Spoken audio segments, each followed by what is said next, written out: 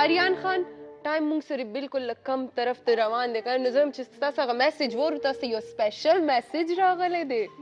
پیغام راغلی بالکل هغه به وورو هغې نه پس ته بیا پرې خبرې کوو ما ته پیغام راغلی دی او زه خبر شوم د چینل ټیم ټولو دوستانو ما ته خبر راکړی پښتون یم زه افغان هم یم یاد په نړۍ کې پټان هم یم په ځان نازېږم خان یادېږم یاد په نړۍ کې پټان هم یم او داسې یو شخصیت چې د معاشرې عکاسي یې کړې ده ښایسته ترانې سرودونه سندرې لیکلي دي نوم یې نه علم تاسو ته خپله به یې وګورئ چې داسې یو پیغام یې رالیږلی دی مینه یې رالیږلې ده خپل احساسات یې وړاندې کړي د خیبر شیشې لارې شاعر ادیب ښایسته لیکوال درون د شملې شخصیت درون شخصیت نو اورو چې دا پیغام بالکل دا پیغام اورو هغې نه پس ته به آریان خان پې خبره کوي نو راځئ بسم الله الرحمن الرحیم د لوی سپېڅلي څښتن تعالی په سپېڅلي نامه زه عمر بورا زماني له ډنمارک څخه د خیبر تلویزیون ټولو کتونکو او اورېدونکو ته سلامونه او درناوی وایم ډېر خوشحاله یم چې د خیبر تلویزیون د آریان خان په دې پروګرام کې له تاسو سره ګډون لرم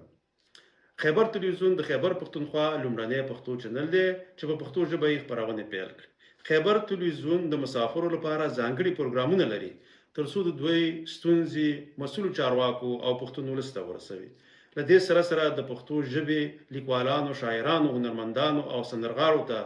د خپلو افکارو او هنرونو د څرګندولو زمینه برابره شوې ده خوښ یم چې اوس یې د پښتو ژبې په یو ستر نامتو وتلي د سټیج تیاتر او سینما لوبغاړي یعنې اداکار او خوږ غږ لرونکي سندرغاړي آریان خان په فن او خواږه غږ د خیبر تلویزیون خپرونې نورې هم رنګینې او ښکلې کړي دي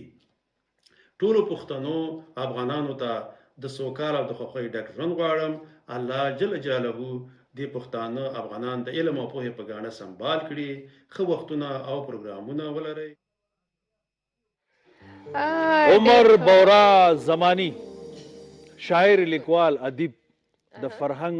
لیواله هنرپاله ښایسته شخصیت نو ښایسته آواز خبرې اترې مو واورېدې دومره ښایسته شاعري لیکلې ده او د دې پیغام ټولو پښتنو ته افغانانو ته ورسېدو د خیبر شیشې تعریف یې وکړلو پښتون یم زه افغان هم یم شاعري د دې لیک ډېر هغه دوی لیکلې ده ډېرې زیاتې ترانې دي لیکلې ډېرې ښې سندرې لیکلې دي او کلتوري ورځو کې د پښتو ژبې ډېر سخت ملاتړ کوي د افغانیت د کلتور د فرهنګ